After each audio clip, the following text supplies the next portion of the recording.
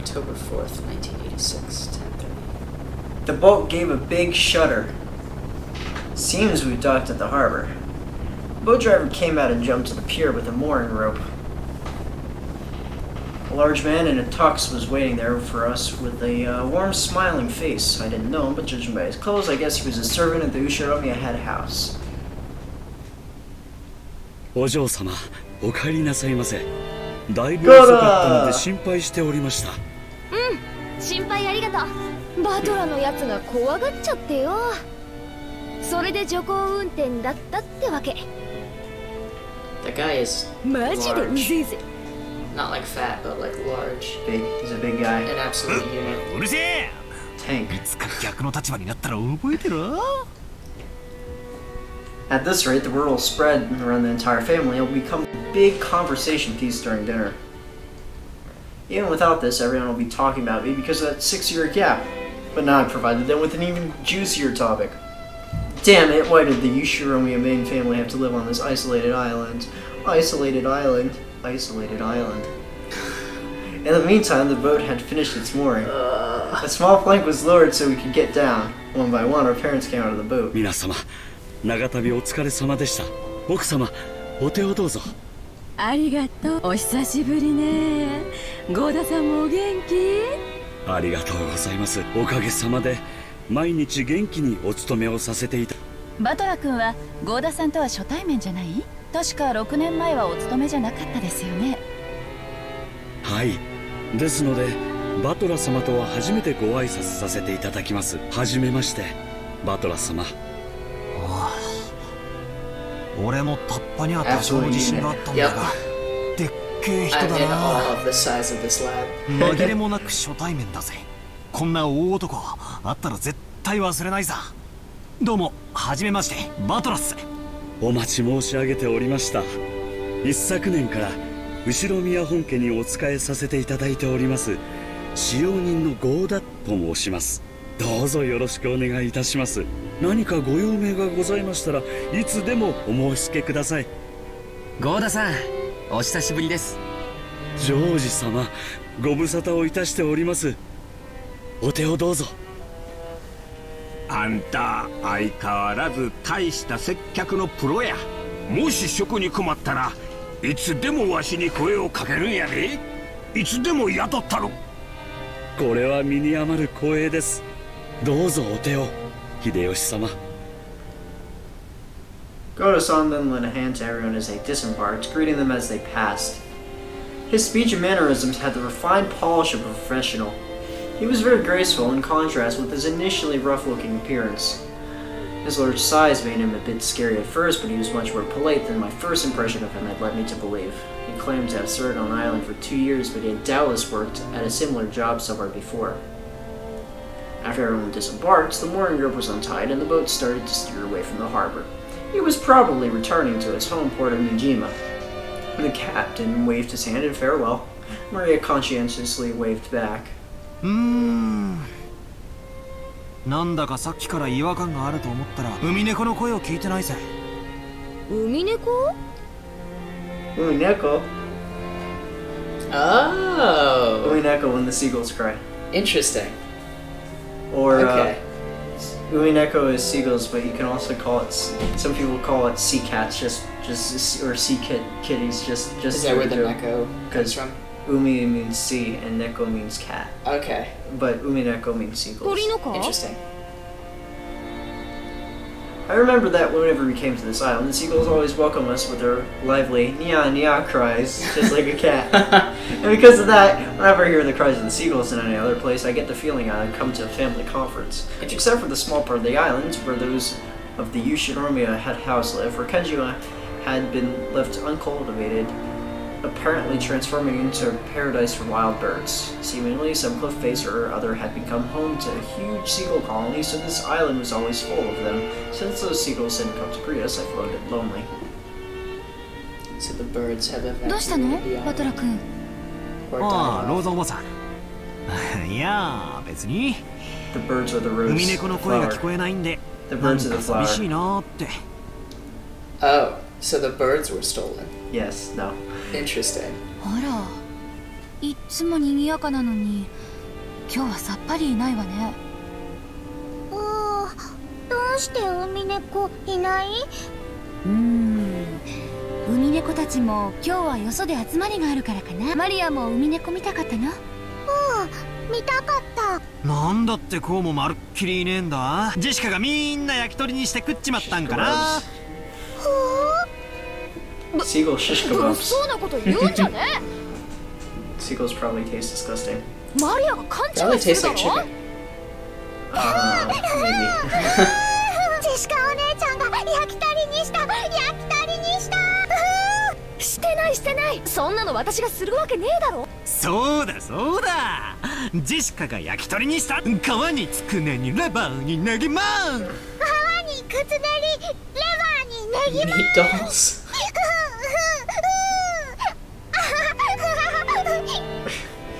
Somehow Maria finds this hilarious. Yeah.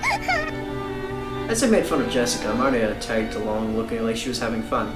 Oh, she really knows how to join in with things. Alrighty then, starting today, I'll make you my #1 follower. As I smiled at her, she beamed back overjoyed. I guess happy for this little bit of solidarity. 違うよマリアちゃん。野鳥って天気や気圧の変化に敏感なんだそうだよ。今夜あたり天気が崩れそうだしね。末早めに引き上げてるのかもしれない。焼き鳥じゃない？ジェシカお姉ちゃんが焼き鳥にしたんじゃない？ We're gonna go hungry. 私はそんなことしないって。ほらバトラも嘘だったって認めろよ。バトラ君、マリアちゃんは素直な子だからそういう冗談でも真に受けちゃうんだよ。冗談も少し選んだ方がいいよ。 George Aniki gently scolded me. Even though I outstripped Aniki in height, he still commanded respect as my elder. No choice but to obediently apologize. おう、悪い。マリア、今のは冗談だ。海猫たちは今日は素でおとなしくしてるってさ。バトラは嘘？ジョージお兄ちゃんはI was having fun, but you were actually tricking me. Her pure eyes seemed to accuse me. Maybe I went a little overboard with her after all. ああ、そうだ。ジョージ兄貴が言ったのが本当だ。天気が悪いんで今日は引き上げたんだろうよ。いなくなったわけじゃないんだぜ。ね、おばさん。そうよ。明日以降天気が良くなったらきっと戻ってきてミャーミャーと声を聞かせてくれるわ。天気良くなって戻ってくるの待つ。明日まで待つ。天気良くなるまで待つ。Maria's mood lightened and she started looking forward to tomorrow when the seagulls would come back and fill the skies. Still, George Aniki really is amazing at taking care of kids. I think I'll remember Aniki taking good care of me as well when I was a brat 6 years ago. Aniki might have quite some talent for this kind of thing. ジョージ君は小さい子の面倒を見るのがうまいわね。保育士さんでも務められるんじゃない？なあ、ジョージ兄さんの転職っぽいぜ。私的には社長室でビジネスってよりそっちの方が兄さんのイメージだぜ。まさか保育士さんは立派なお仕事だよ。単なる子供好き程度に務まる仕事じゃないね。本当にジョージ君は謙虚ね。でもバトラ君も子供のあやし方が上手よ。さっきはほんの少しの間だけどマリアとっても楽しそうだ。これからも今みたいに遊んであげてね。冗談は選んで。Auntie Rosa winked at me, giggling a little. A real mother, I thought to myself, who's happy that Maria looks like she's having fun. おいローザ、それにガキどもも何やってんだ。はい今行きます。The old bastard was beckoning us to hurry up. We'd better get moving. It's not like it'd be too late to have the same discussion after we got our luggage in our rooms. Yeah, let's please keep going. それでは皆様、お泊まりのゲストハウスの方へご案内させていただきます。どうぞこちらへ。Goda-san called to everyone and started leading us. Kumasawa-san brought up the rear. Let me lead everyone to the house where you'll all be staying. Sorry. A serpentine twisting path led us through a dim forest. It ran a bit uphill. I guess the path was made twisting so that the slope wouldn't be felt too much, but personally I'd be happier if they'd been man enough to make some stairs in a straight line. No doubt about it, they made the path twisting on purpose to put on airs of distance and importance. Before long, we saw garden-style stone steps. Now, I remember how it goes from here. Go up there and... Ah, yes. At the top of the stone steps, a beautiful guest house came into view.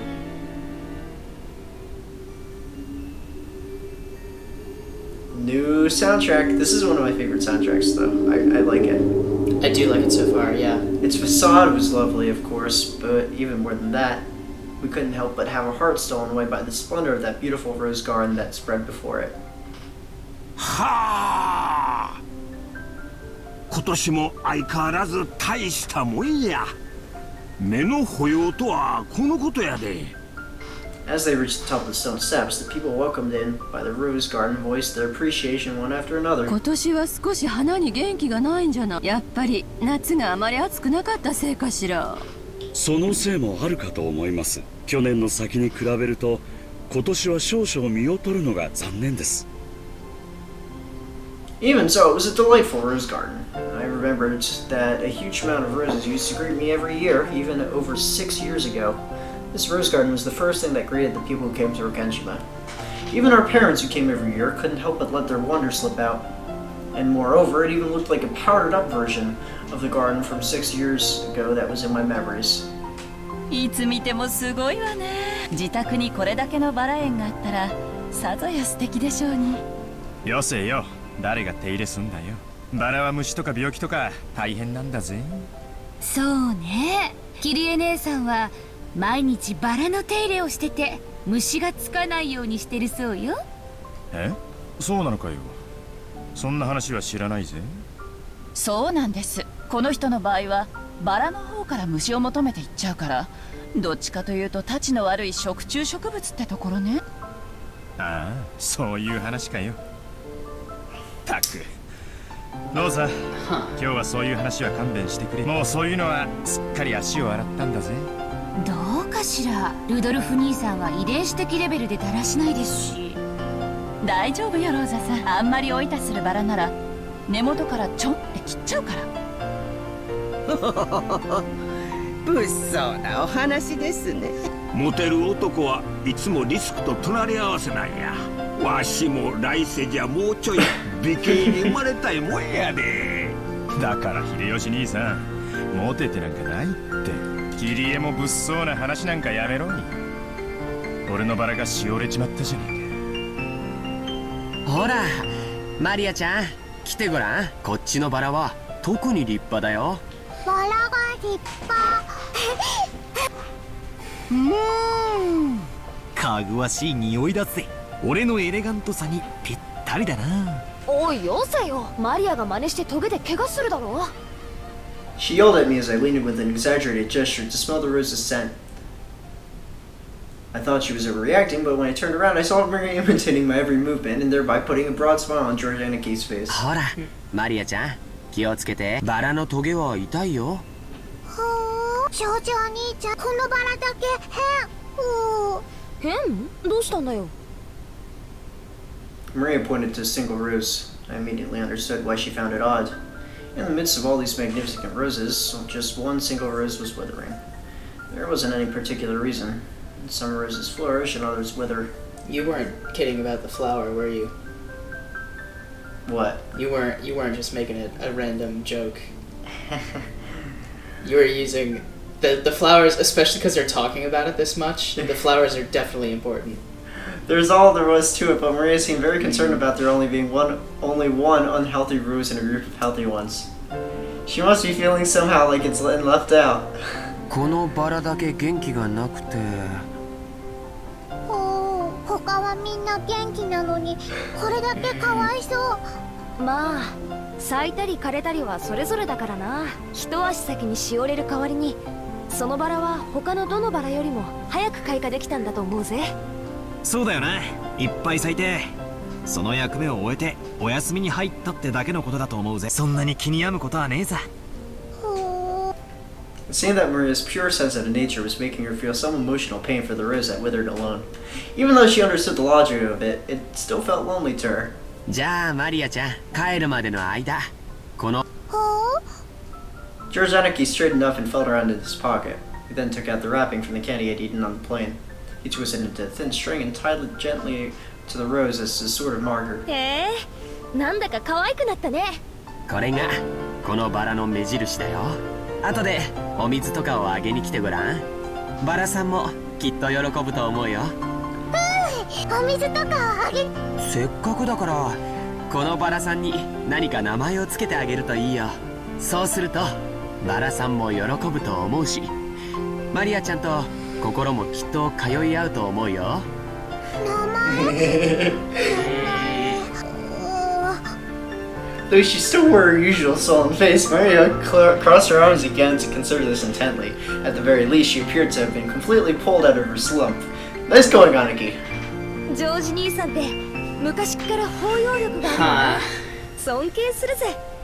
だな、人徳ってやつだ。後で爪の赤をもらってきてやるから。この庭園はお前が子供の頃にもこんなに立派だったんか？私が出てってからよ。こんなに立派になったのは前の庭園の方が素朴で愛着があったんだけどね。兄さんがちょっと悪趣味にいじりすぎたのよ。前の方がずっと良かったんだから。エヴァ、ポジティブシンキングやで。昔は置いといて今のこの美しさをめでなあかん。その方が心が安らかになるで。別にそんな意味じゃん。ただ私は昔の方が素敵だった庭園をあなたにも見てほしかったなってだけよ。それでは皆様よろしいでしょうか。そろそろお部屋の方にご案内いたします。 Finally. He's like, stop dicking around in the garden and get inside. Gona called everyone to ask if we were ready, but our hearts had been completely stolen away by the rose garden after a year of absence, so we didn't let him near. Since we weren't a travel group, it wasn't like we had a strict schedule to follow. Besides, for our parents, this was their fondled birth home they had returned to, so they felt no obligation to be pressured by anyone. Understanding the situation, Goda-san continued to wait with a wide smile for our parents to lose interest in the roses and tell them to guide us to the rooms. おやおーい、カノン君やないか。久しぶりやな。元気か？ Uncle Hideyoshi suddenly shouted. In the direction he was waving, there was a slender boy. Meeting him right after a huge man like Goda promptly emphasized his small stature. Huh. What? Very, not that there's anything wrong with this, but it's a very feminine looking boy. The boy was in the middle of transporting piled up garden tools in the lake in a wheelbarrow. When he realized he was being called to stop, he set down the wheelbarrow, took his hat off, and bowed his head. Konnichiwa.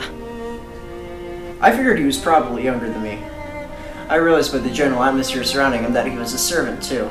Although he did greet Uncle Hideyoshi back, he himself seemed like he might be unsociable. It was a greeting that lacked feeling. When Goda-san noticed that our interest had shifted towards him, he went to the boy's side and introduced him to us. バトラ様、ご紹介いたします。後ろ宮本家にお仕えしております使用人の一人です。カノンさん、お客様にご挨拶を。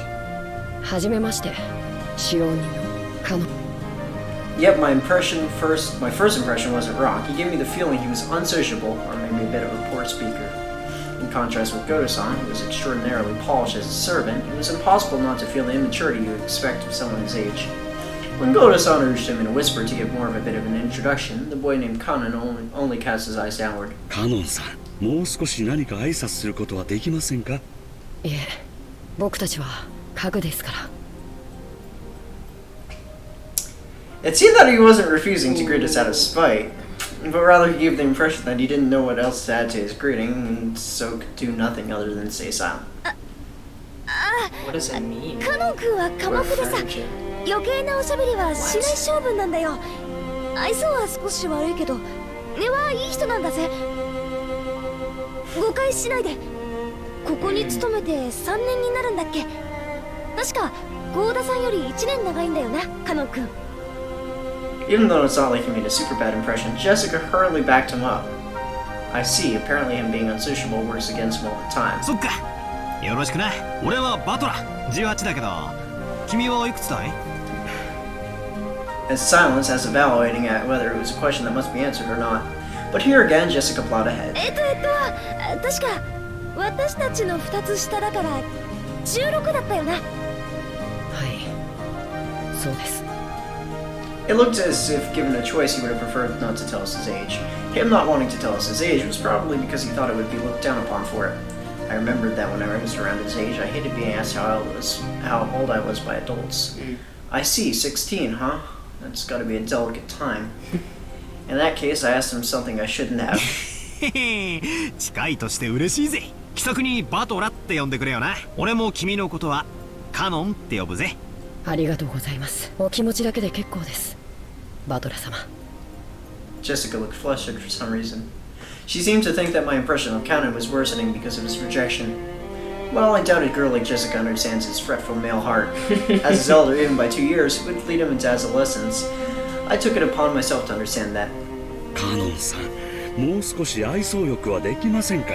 笑顔も使用人の義務ですよ。申し訳ありません。 I love that. Oh It's yeah, not another girl, by the way. yeah, Anoru.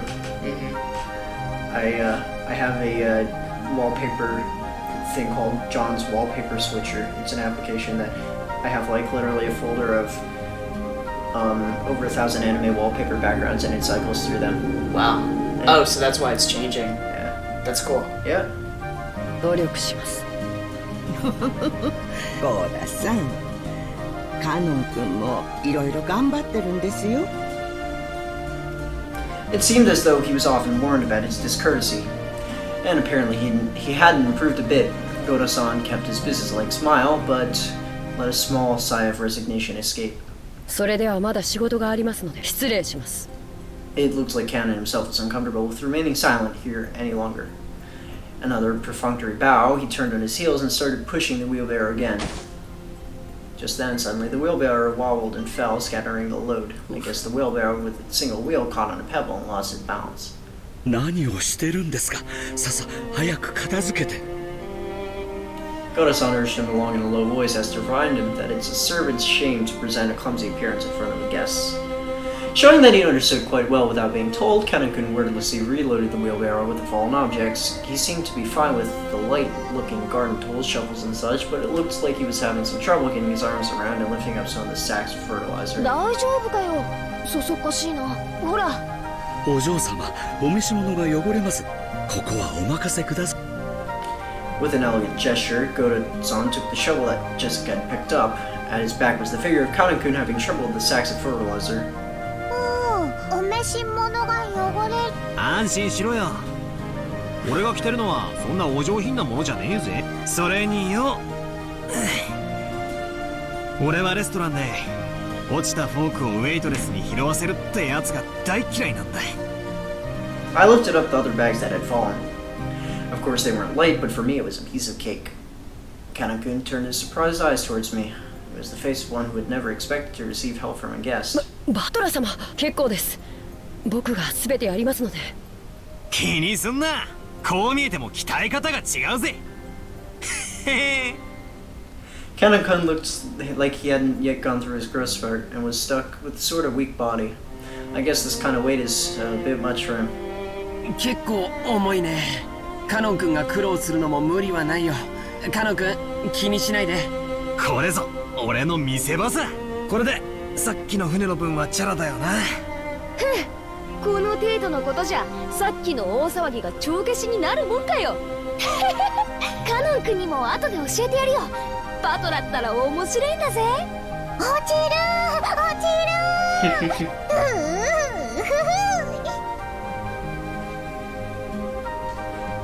Banter made the jump seem quick, and before I knew it, all the stuff had piled back into the お見 wheelbarrow. 苦しいところをお見せして申し訳ございません。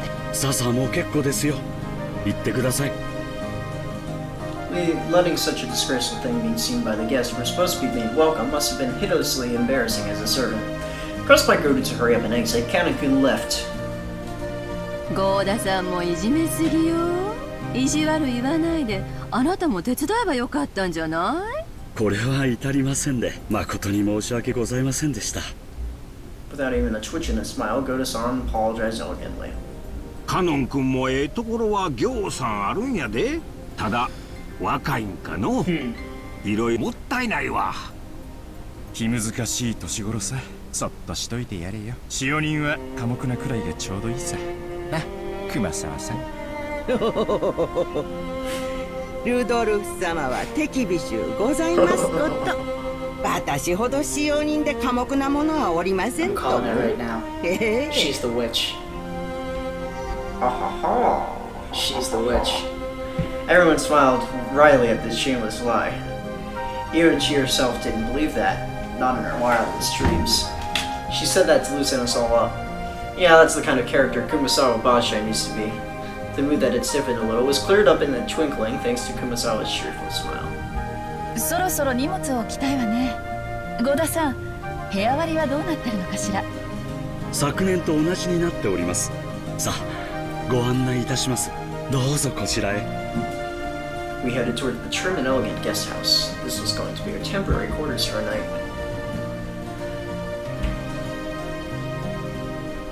Dots. Cannon washed over a hedge as all the guests entered the guests all entered the guest house. Then he let his eyes fall on those heavy sacks of fertilizer piled up in the wheelbarrow. In his mind, he kept going over his previous mistake. Battler, big and strong, had picked up the sacks in front of him, the sacks he couldn't lift himself as if they were feathers. It was extremely difficult for an outside observer to guess what emotions that favor had stirred up in Cannon. But as far as he could tell by watching him hang his head from behind, there was something couldn't let go. Muttered words escaped through his lips, but those words he murmured were so soft that they didn't even reach his own ears. Cannon hung his head, slowly biting his lower lip.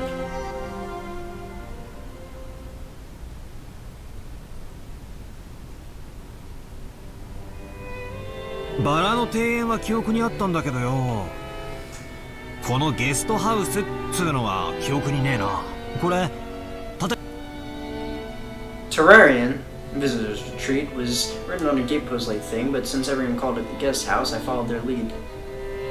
The brand new Western-style guest house that stood overlooking the rose garden had a magnificent design carefully done in harmony with the garden. 正解だよ。立ったのはつい一昨年さ。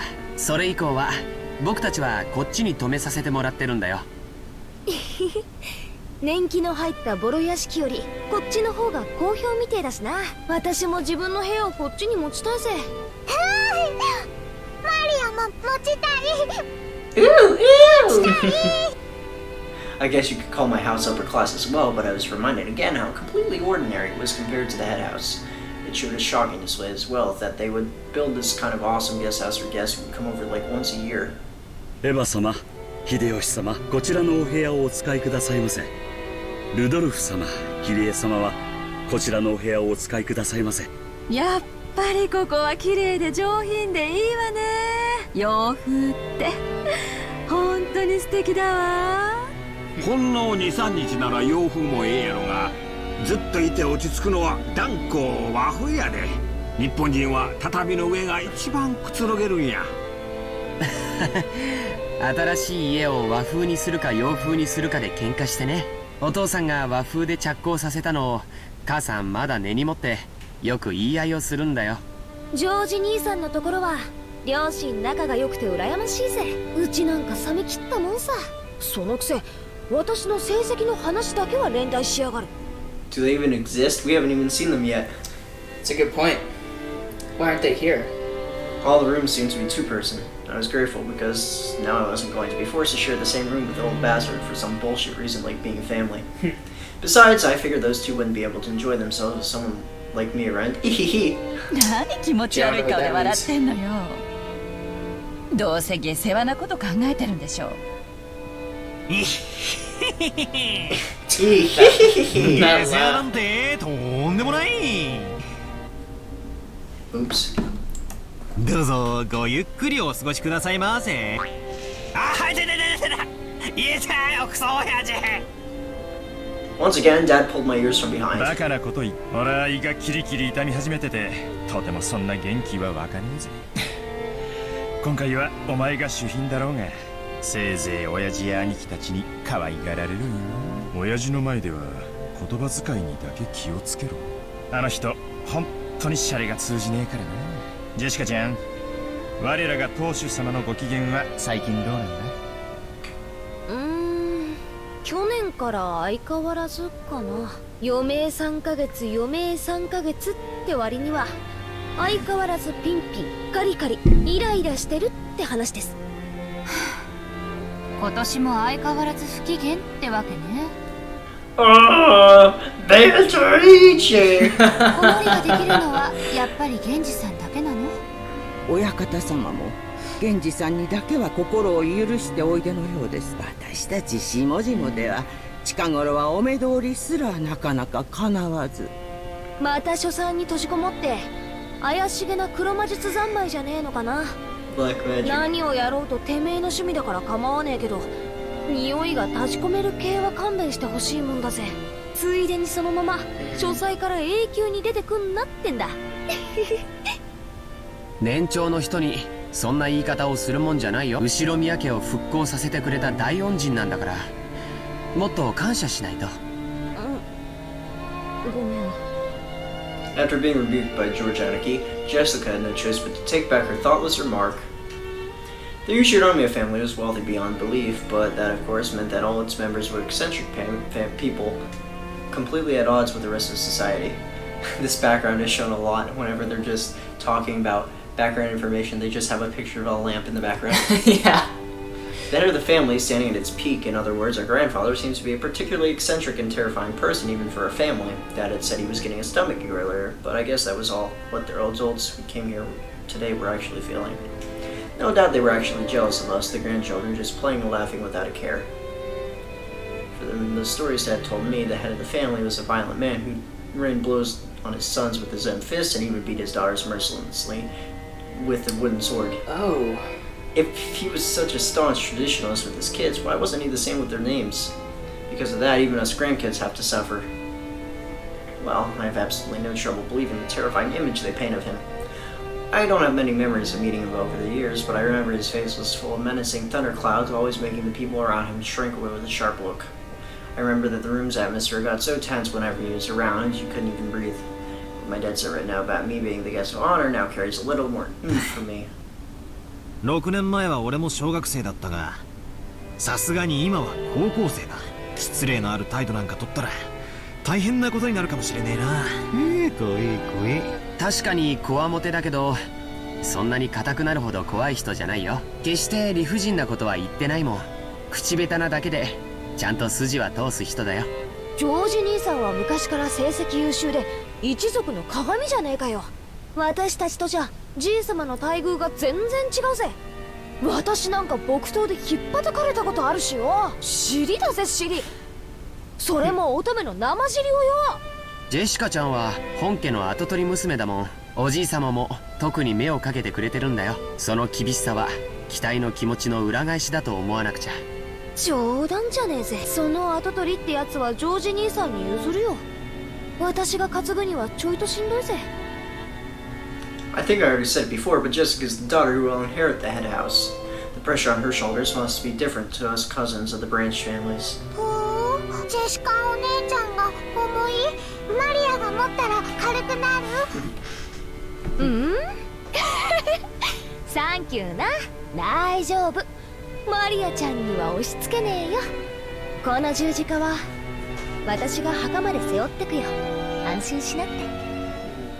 While grateful for Maria's innocent consideration, it seemed that Jessica could not easily rid herself of the anxiety for the future that remained visible on her face. I guess I'm no different. Any high schoolers with exams looming ahead is bound to have an anxiety for the future that they can't hide. マリアいらっしゃい。お母さんとマリアはこの部屋よ。バトラ君は僕と一緒にこっちの部屋だってさ。おお、なになに、こりゃ驚いた。親たちの部屋より広めじゃないのよ。わおわお。どうせいとこ同士で集まるだろうと思ってよ。大きめの部屋にするように言っておいたんだ。おお、マリアもこっちがいい。ママと一緒よりこっちがいい。おおそうか、マリアもこっちがいいか。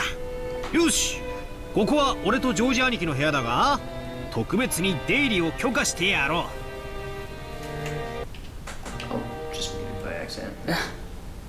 う。お母さんには内緒だぞ。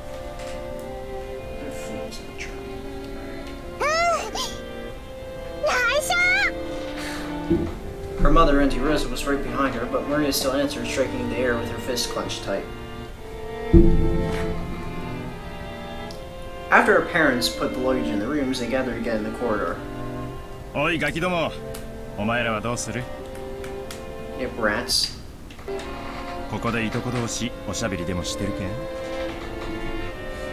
It seemed they were heading to the mansion to announce their arrival. Normally we'd have to follow them and greet everyone together, but if that had been the case, I would have just said you guys come too and been done with it. He's telling us that it's alright if we don't come, so what do we do? どうせもうすぐお昼や。子供はそこでくつろいでたらええ。それに表で遊べるのは下手をすると今のうちだけかもしれんしの。マリアも行く。マリアはここでお留守番してなさい。いたずらをしないでおとなしく待ってるのよ。Now that Maria had been told to house sit, we couldn't just leave her behind. Georgianiki realized that immediately and gave a clear reply for all of us. じゃあ僕たちはお言葉に甘えて留守番してようか。1年ぶりに積もる話もあるしね。Oh yes, storytelling time. それがいいわ。バトラ君なんか6年分積もってるんだしね。Hey. That's why this game is so long, because once they go through the 6 years of storytelling, it's like Endless 8, but the story 6. Oh man. No, I'm joking. お子ちゃまな俺はおとなしくお留守番してるぜ。熊沢さん、私もこっちに残るからよ。あとは大人に任せて若者は退散してるぜ。それがおよろしいでしょう。奥様にはそのようにお伝えいたします。Very distinctive laugh. それ Very では皆 Santa 様 Clausy. お屋敷の方へご案内どうぞこちらへ。他の子はともかくジョージは成人してるんだから連れて行った方がいいんじゃない？そんなんでジョージだけ仲間外れはかわいそうやで。いとこ同士の交流も大事や。ほな行ってくるで。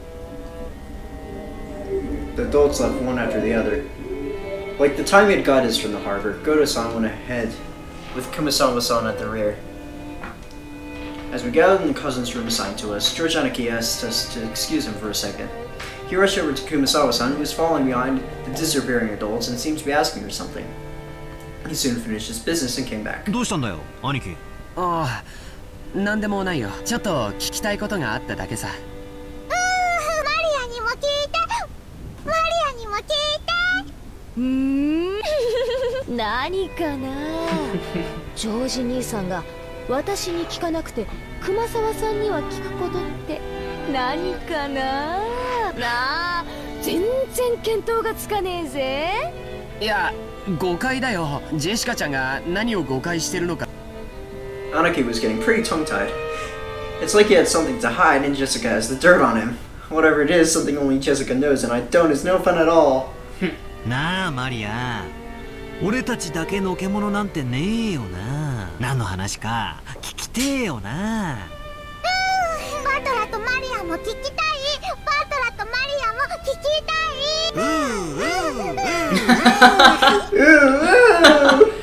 I fooled around with, well, ooh-ooing together with Maria. いや、だから大したことじゃ。さつけ。兄貴にしちゃ嘘が下手だぜ。マリア、お前は右脇をくすぐれ。俺は左脇だ。マリアは右脇だ。バトラは左脇だ。ちょっと二人ともやめて。やめ。Georgianiki rolled around on the bed in an effort to get away, and Maria and I played around chasing him. There's something in the back of my mind telling me I'm a high schooler now and not a damn kitten. But in spite of that, I miss this kind of fun. A warm kind of fun. ジョージ兄さんが熊沢さんに聞いたのはね。まあほらあれだぜ。兄さんも本家は1年ぶりだからよ。その間に辞めた使用人とか入った使用人とかそういうのがいたら挨拶したいって。おー、挨拶する。マリアも挨拶する。なんだよそれ。全然やましくねえじゃねえかよ兄貴。違うな。マリア、騙されるな。兄貴は何か隠してるぞ。尋問再開だ。おりゃ。いや、やめてよ、ほんと。マリアちゃんも、もうやめて。多分掃除とか昼飯の準備とかで忙しいんだよ。大丈夫、後でちゃんと挨拶に来るぜ。ゴーダの出しゃばりの出迎えよりシャノンの出迎えの方が良かったって言うんだろ。シャノン？シャノン。思い出したぜ。そんな子もいたな。今も使用人やってんのか？元気かよ。Interesting.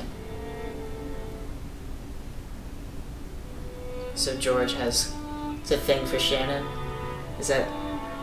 That's what I'm picking up. That's what you're picking up. That's what そうい they're や putting down. 夏日姉さん、最近頭痛の方はどうなんや。一時だいぶしんどそうにしとったろ。おかげで最近はだいぶ調子がいいです。心配をしてくれてあり。そうだ、これ夏日姉さんにお土産。いつもありがとう。あなたには何かをもらってばかりね。 Yes. これは紅茶？ No. She's not a sister.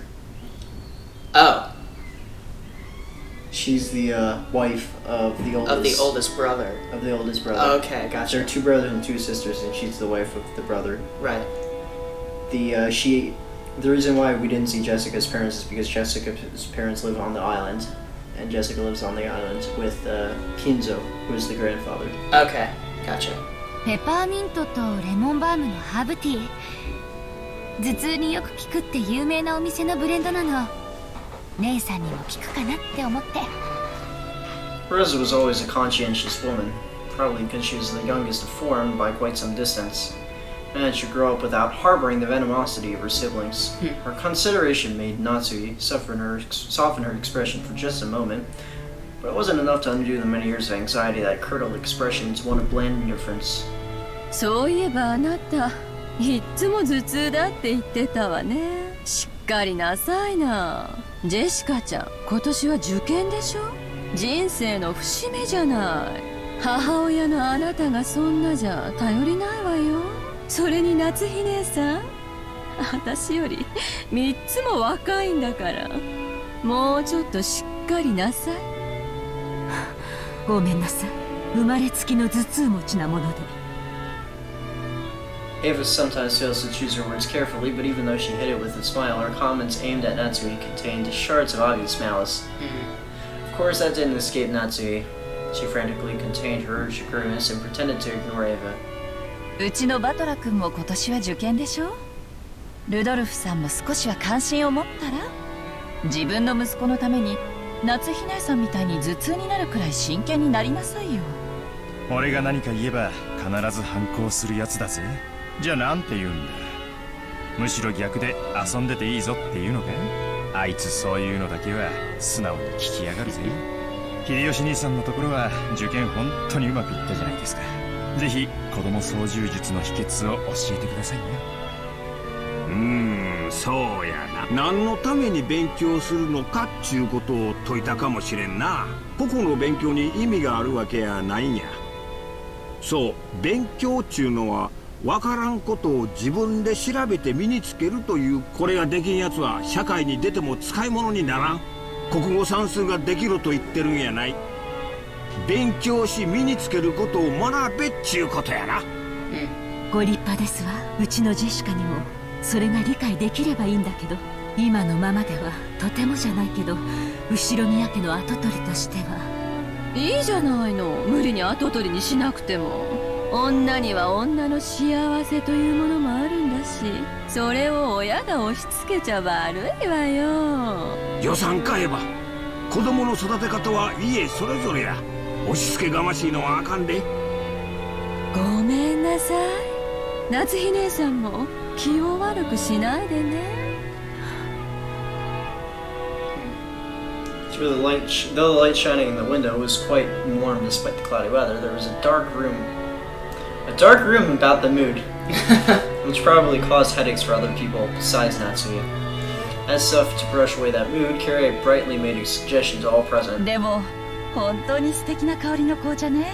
早速いただいてみましょうよ。レオポルドの紅茶なんて日本じゃ確か銀座でしか買えなかったはずよ。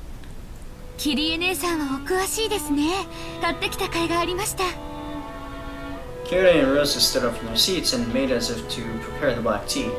Natsui forestalled them. お二人ともありがとう。それは後でいただきましょう。うちの者がすぐお茶を持ってきますので、どうぞおくつろぎください。二人とも後にしろよ。ウェルカムドリンクくらいごちそうになろうぜ。Rudolph gave a subtle signal with his eyes for them to sit down again.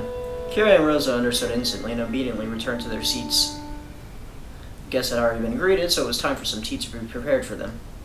The tea was late, and having the guests talk about making themselves was an embarrassment for the host. Nancy bit her lower lip, frustrated with the ineptitude of the servants who were taking too long to bring the tea. Seeing her face, Ava, without hesitation, started to giggle.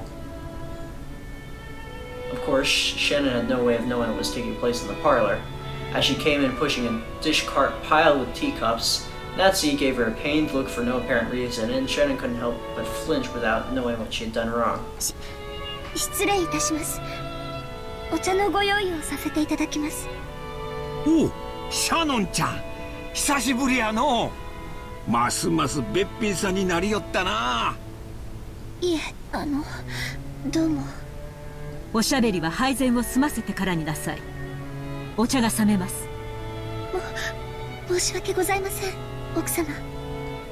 She apologized like a small frightened animal and, bumping against the serving cart, made a jarred racket as she dropped several teaspoons. Her clumsiness made Natsui's expression even harsher, which made Shannon in turn quail even more. いいのよ、夏日姉さん。挨拶の一つくらいしたってどうってことないわよ。もう十分待たされてる分、十分お茶も冷めてるもの。それは大丈夫です。冷めてはおりませんので。シャノン、早く配膳を済ませなさい。失礼しました、奥様。It was obvious that Natsui was getting irritated. That ineptitude that delayed the tea, the clumsiness of the servant, everything pointed to the incompetence of Natsui's everyday guidance, making her lose face. As the person in charge of matters of the Yushiromiya head house, allowing that clumsiness to be exposed today of all days was surely nothing less than total humiliation. よせよ、夏日姉さん。シャノンちゃんだって頑張ってるのに。いじめてなんかいません。いい香りね。お茶の銘柄を聞いてもいいかしら。申し訳ございません。後ほど調べてまいります。Kyrie had tried to be nice to her, wanting to cut through the tense mood.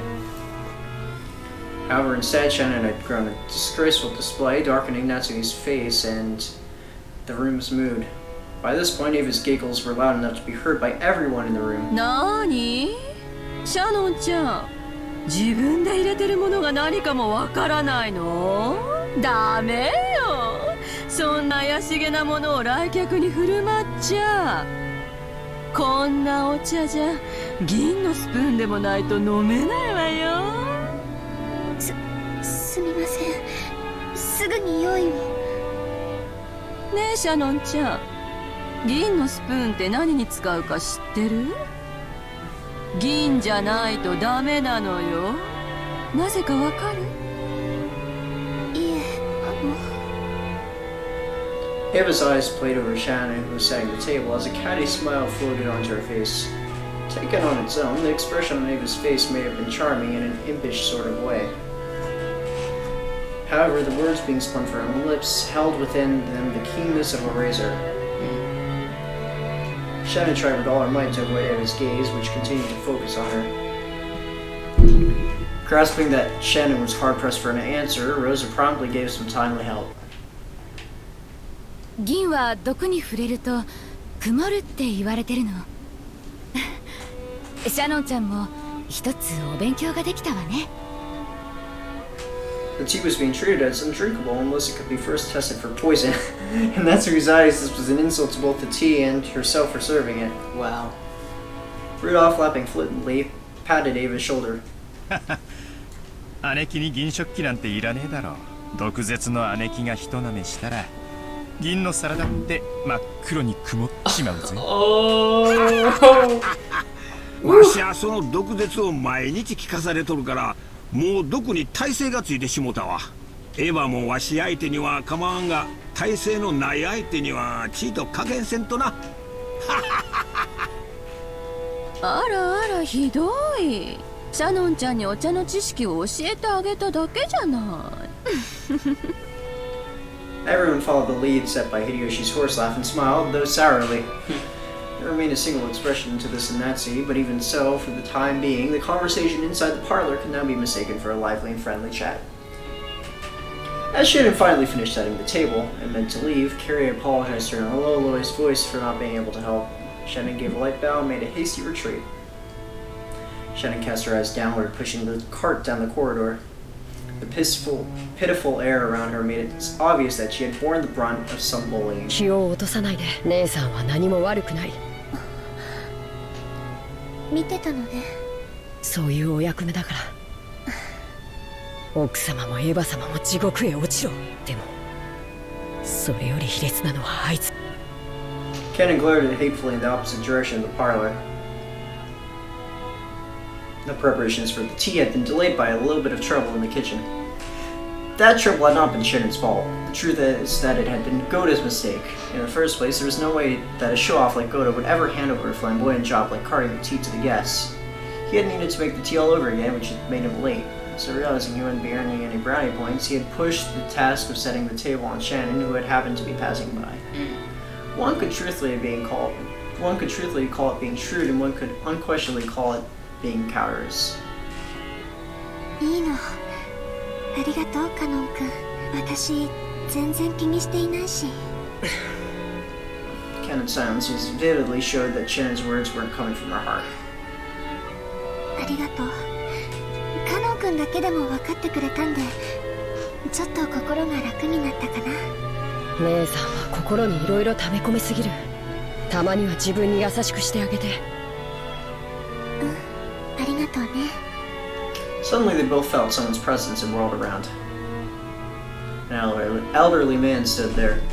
It was Genji, the head servant. そこで何をしているシャノン。早く厨房に戻りなさい。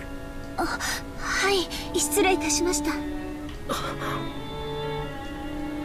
Shannon humbly obeyed and promptly made to push the cart and leave. However, Cannon appealed to Genji in silence, bearing something in his eyes that he could not express in words. どうした？何かあったか？シャノンは何も悪くないのに。あいつら。やめて、カノン君。失礼しました。すぐに仕事に戻ります。カノン君も自分の持ち場に戻って。お願い。姉さんがそう言うなら。何事もないならそうしなさい。はい、失礼します。From the shadows in the hallway, an old woman wearing an apron watched over them. It was Kumasawa. おいたわしや。シャノンさん、カノンさん、あの二人がいじめられる理由は何もないのです。しかし、ゴーダさんに嫌われているのは紛れもない事実。ゴーダさんは後ろ宮本家へいらっしゃられるまで、どこかの立派なホテルにお勤めだったそうです。そこで身につけられたというお仕事ぶりは、そりゃ大したものだとは思います。ただゴーダさんはここでは最も年季の短い使用人。ご自身のそれまでの積み重ねによるプライドもあられたのでしょう。彼は自分より長い年季を持ちながらも未熟で人生経験も及ばないシャノンさんとカノン君をことあるごとにいびられるのです。また気の毒なことに夏日奥様にも嫌われております。もちろん年季という意味では奥様の方が長くこの家におられます。ただこればかりは奥様にも同情しなくてはなりません。本当に親方様も罪作りな方でございます。ご自身のちょっとした気まぐれが奥様にこれほどまでの劣等感をお与えになるとは。